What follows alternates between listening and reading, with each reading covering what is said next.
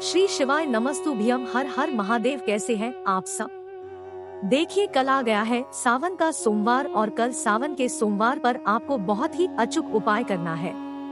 देखिए, सावन का पवित्र महीना भगवान शिव की आराधना के लिए सबसे प्रिय महीना होता है, सबसे पावन महीना होता है हमारी मनोकामना पूर्ति के लिए। और सावन का जो सोमवार रहता है वो सबसे ज्यादा शुभ होता है।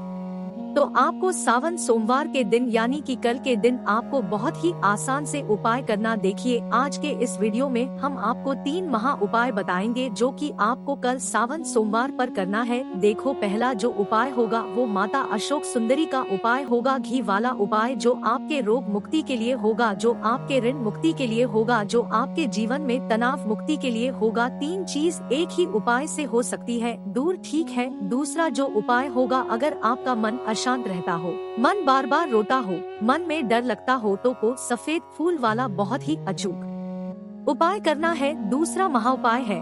और तीसरा जो उपाय होने वाला है वो मात्र एक बेलपत्र से, एक चावल के दाने से आपके जीवन में सौभाग्य की प्राप्ति के लिए बहुत ही प्यारा उपाय होने वाला है। ये तीनों उपाय आपको सावन के किसी भी सोमवार पर जब आपकी इच्छा हो, देखो, हो सकता है कल कोई कर ना पाए तो आने वाले सोमवार पर कर लेना। कभी भी करो, लेकिन सावन के सोमवार पर, एक सोमवार पर ये उपाय जरूर करना की रेखा बदल जाएगी, भाग्य की रेखा बदल जाएगी।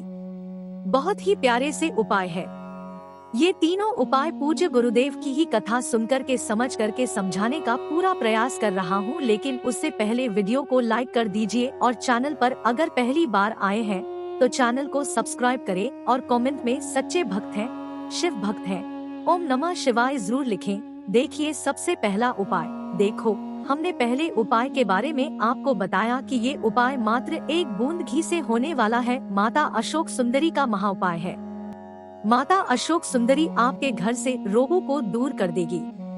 आपके घर में अगर ऋण बहुत ज्यादा है, कर्जा बहुत ले रखा है, बार बार कर्जा लेने की स्थिति बन जाती है, परिस्थिति बन जाती है, आप नहीं चाहते कर्जा लेने की, लेकिन फिर भी ऐसे योग बैठ जाते हैं कि आपको कर्जा लेना ही पड़ता है, यानी कि आपके जो भाग्य में कर्जा लेना लिखा हुआ है, तो ऐसे भाग्य को रोक करके आपको कर्जा लेने की जरूरत ही ना पड़े। इसीलिए आपको ये उपाय करना है। और कि अगर आपके मन में शांति नहीं है, जीवन में शांति नहीं है, तो ये उपाय आपको करना है। देखो, एक उपाय से 3 चीज आपकी दूर होने वाली है। तो देखो, करना क्या है।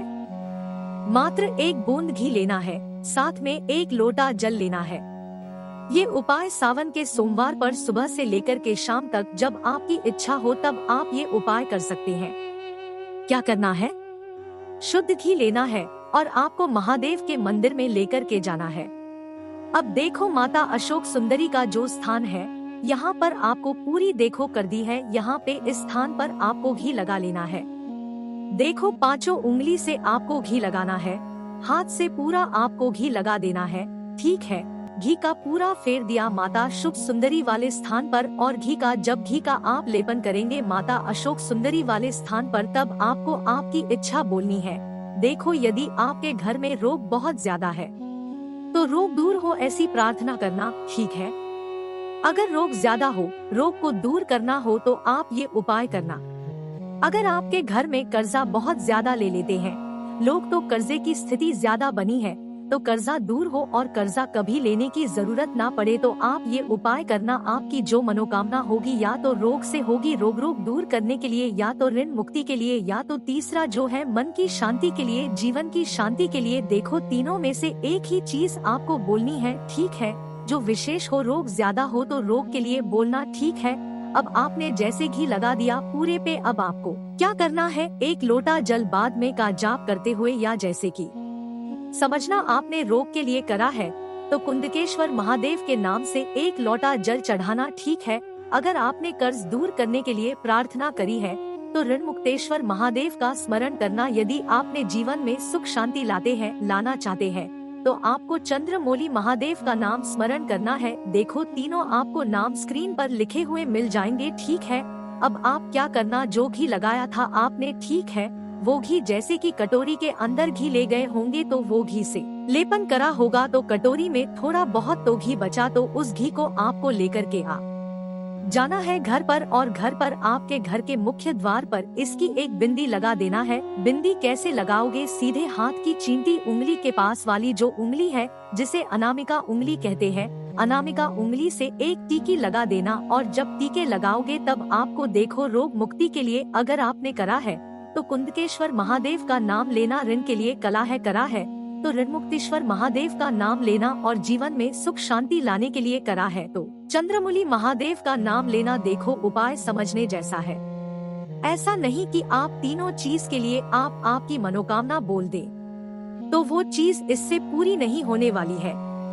समझ में आ रही है आपको? तीनों चीज एक साथ नहीं बोलना है, सिर्फ एक ही मनोकामना के लिए आपको बोलना है, या रोग मुक्ति के लिए, ऋण मुक्ति के लिए, या मन के तनाव को दूर करने के लिए।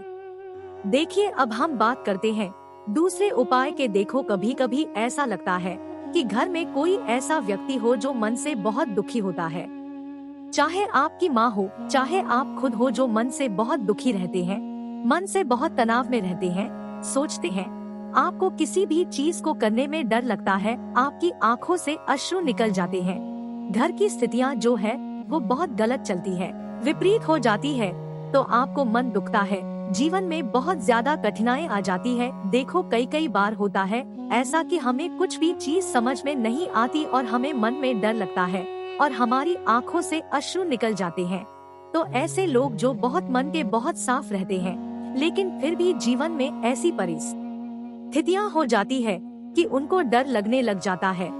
तो कभी भी अगर आपको ऐसा लगे ना तो डरना मत, बस ये उपाय आपको सावन सोमवार पर करना है। बहुत प्यारा सा उपाय है। एक सफेद पुष्प लेकर के आना है, का फूल नहीं लेना है, बाकी अन्य कोई भी पुष्प आप लेकर के आ सकते हैं, अन्य कोई भी पुष्प, मोगरे का पुष्प लेकर के आ सकते हैं, सफेद गुलाब लेकर के आ सकते हैं। एक सफेद पुष्प लेकर के आना, बहुत प्यारा सा उपाय समझना। एक सफेद पुष्प लेना और उसे अपने हाथ में रखना और उसके बाद क्या करना, पूरी घर में सफेद पुष्प को लेकर के आपको घूम जाना है। जब आप पूरे घर में घूमेंगे तब आपको कुंदकेश्वर महादेव का नाम लेना है। आदि आपको बात समझ में आई? देखो मेरी ओर से पूरा प्रयास रहता है कि ऐसे उपाय आप तक पहुंचाया जाए ताकि आपके जीवन के संकट दूर हो जाए। देखो ये उपाय बहुत जरूरी है। बहुत सारे लोगों को समस्या है, बेचारे डर जाते हैं, तो उन लोगों के लिए ये उपाय है। पूरे घर में लेकर के कुंदकेश्वर महादेव का नाम लेकर के पूरे घर में घूम जाना और एक लोटा जल लेना।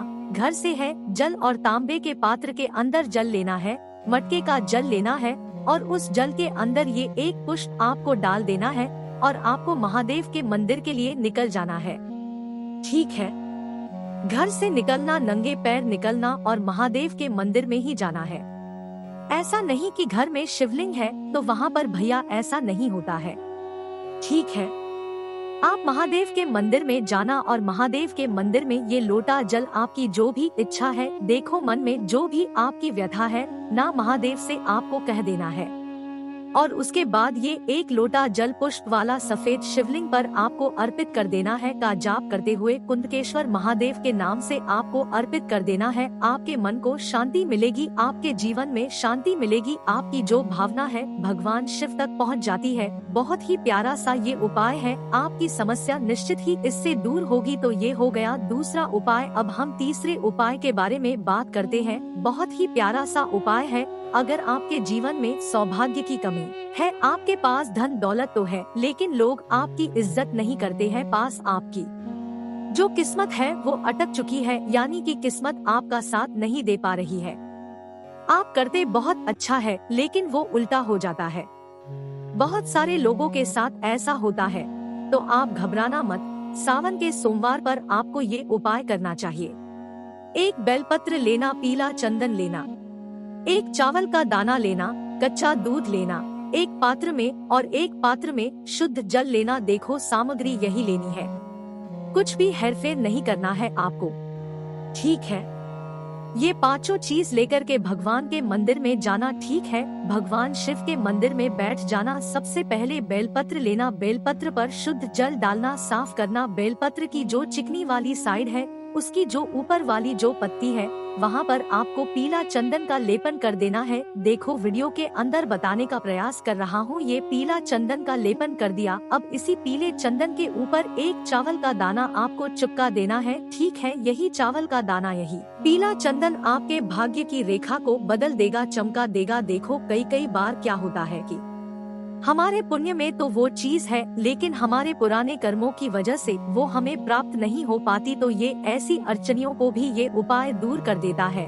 तो समझना इस उपाय को। अब इस बेलपत्र को आपको सावन सोमवार के दिन भगवान शिव के शिवलिंग पर अर्पित कर देना है। आपकी मनोकामना बोलते हुए जो भी इच्छा है वो सारी इच्छा बोल देना। वो इच्छा बोलने के बाद एक बेलपत्र रखा डंडे का हिस्सा जलाधारी की तरफ होना चाहिए। इस प्रकार से बेलपत्र रख देना। देखो पूरी क्रिया वीडियो के अंदर बताने का प्रयास कर रहा हूँ। अब आपको क्या करना है, कच्चा दूध जो लेकर के आए हैं ना आप, वो कच्चा दूध भगवान शिव के शिवलिंग पर आपको अर्पित कर देना है। आपको अर्पित कर देना है। जैसे ही कच्चा दूध जलाधारी के माह से आएगा उस जल को आपको झेलना है, मतलब थोड़ा सा झेल लेना और अपनी आँखों पर लगाना, अपने कंठ पर लगाना, अपने मस्तक पर लगाना। ये ही आपका भाग्य का उदय करने वाला है। फिर अंत में एक लोटा जल श्री का जाप करते हुए आपको अर्पित कर देना है। बस इतना सा उपाय करना, निश्चित ही आपका रूठा हुआ भाग्य, सोया हुआ भाग्य चमक उठेगा, जाग उठेगा। बहुत ही प्यारे से उपाय है, तीनों आपकी